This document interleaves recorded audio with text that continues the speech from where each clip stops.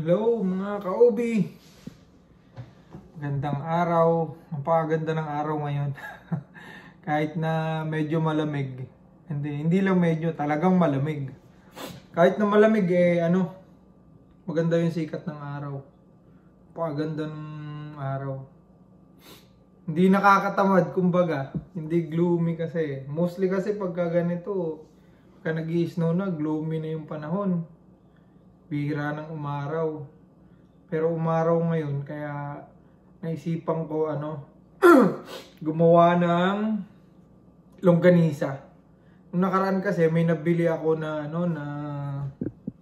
tawag dito, pork loin na may mga taba-taba lang konti. Parang isang malaking nabili ko lang ng mura. Gagawin ko longganisa ngayon. Kasi may in-order din ako na yung bang tawag doon? Yung pambalot ng longganisa. May in-order ako dumating na nung kailan pa ba dumating yun? Parang August pa yata dumating. Ngayon magagamit ko na kasi nga nakabili ako ng pork loin. Tapos maganda pa yung araw. Kaya sinisipag ako ngayon. Kaya papakita ko sa inyo kung paano ako gumawa ng longganisa. Hindi naman hindi naman talaga hindi professional kumbaga. Ordinary yung longganisa lang to. So ayan, panoorin nyo kung paano ako gumawa ng ordinaryong longganisa. Dadamihan ko ng bawang para masarap. Papakita ko sa inyo kung paano ako gumawa. So ito na yung mga pork loin, hiniwa-hiwa ko na siya. Ayan, may mga fats Yan ang masarap sa sa longganisa, may mga taba ng konti. Dapat mga 70% laman tapos 30% taba. Ganun ang longganisa para hindi dry. Tapos ito, may nabili ako nito na yung panggiling. Ayan, tinry ko na di ba? So gigilingin ko lang yan dito. Tapos ito yung kalalabasan niya. Ayan. Tsaka natin titimplahan. Lalagyan natin ng bawang, sukal, paprika, asin, ganun. Kung ano man ang maisipan nating ilagay. Okay, papakita ko sa inyo kung paano ako gumawa niyan, ha? Ito na mga ka-OB.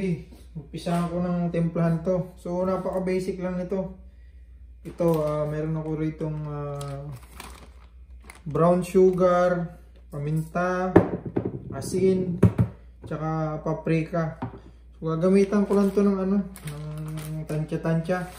tansyameter. Hinalo ko na yung bawang dito. Tapos, itong paprika, latin na natin yan. Yan. Tapos, ito, asin. Tansya lang to. Bahala na kayong mag-adjust sa alat tsaka sa tamis na gusto nyo. Ayan. Tapos paminta. Palagyan ko rin ng suka.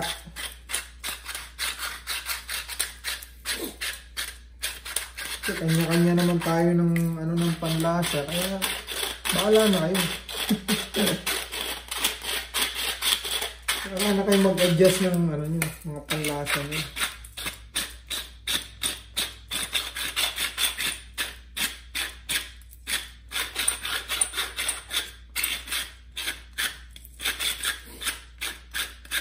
Tapos binabad ko na rin pala yung paglalagyan nito, paglalagyan ng longganisa.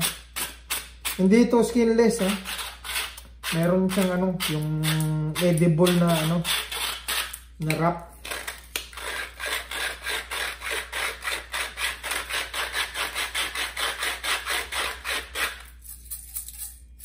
Wala na yata akong paminta. Nalimutan kong bumili, ubos na pala to. Pwede na yan. Meron pa naman kahit konti. Ganyan lang yan. Tapos may mekos lang natin yan. Adjust tayo. Gagawin ko mimix ko muna lahat tapos magta-try ako ng konti sa sa kawali para tikman kung tama ba yung timpla. Sige. I-mix ko muna to.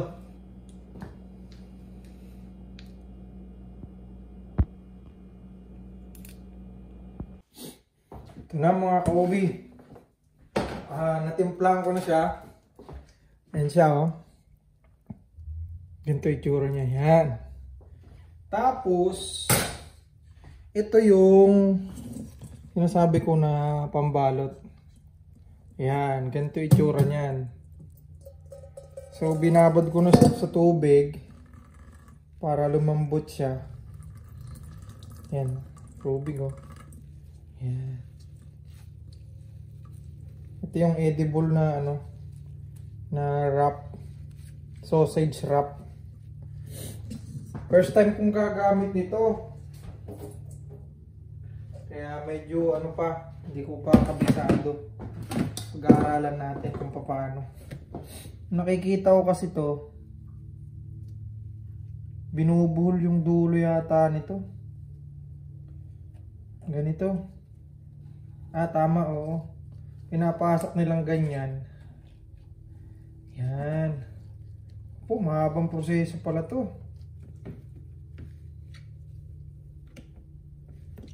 Tama, ganito yun. Napapanood ko to eh. Papanood ko sa YouTube eh. Ganito ginagawa nila eh. Yan, ganyan lang pala oh. Okay. Mahabang pala to. Uy, tanggal. Bali, nabili ko lang tong na to sa lang to. Marketplace ko lang nabili to. Parang $25 yata ang bili ko dito.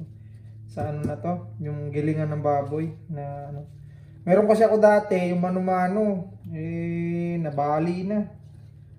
Sayang. Dapat pala ito na binili ko dati pa. Yung Kala ko mas makakamura ako, napamahal pa tuloy kasi doble-doble. Doble gastos eh. Parang hindi yata tama itong ginagawa ko. Parang matagal yata ito ah. Ito na mga ka-OB. Hindi ko na hinahanap yung dulo. Hindi ko na pinasok lahat dito. Baka abutin pa ako ng bukas dito. Matapos eh. So ayun na. Ipapasok ko na siya rito. Dito. Itong mga to. Tapos papunta siya rito.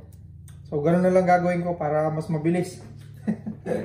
First time ko to eh. Kaya medyo nangapapa. Hindi ko pa kabisado. So sana mag-work yung pinaplano ko. O yung gusto kong mangyari pala. Yeah. So ayan. Panoorin nyo na lang kung paano.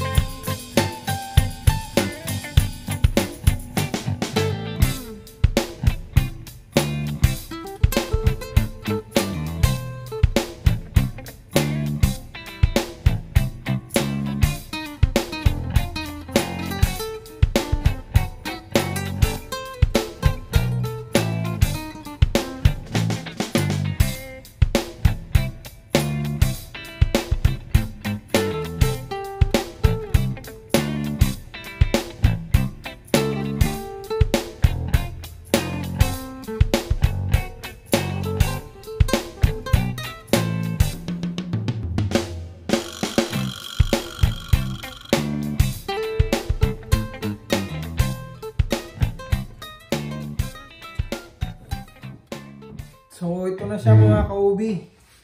Ayan o. Parang sausage. Bali, marami na ako nagawa. Yan. Parang ano na to, last batch na to. Yan, tutuloy ko na para ano, dire-diretso na to. Tapos na. Yan, ito na yung mga ano, mga longganisa, mga kaubi. Yan, oh. Diba? Hindi pantay-pantay.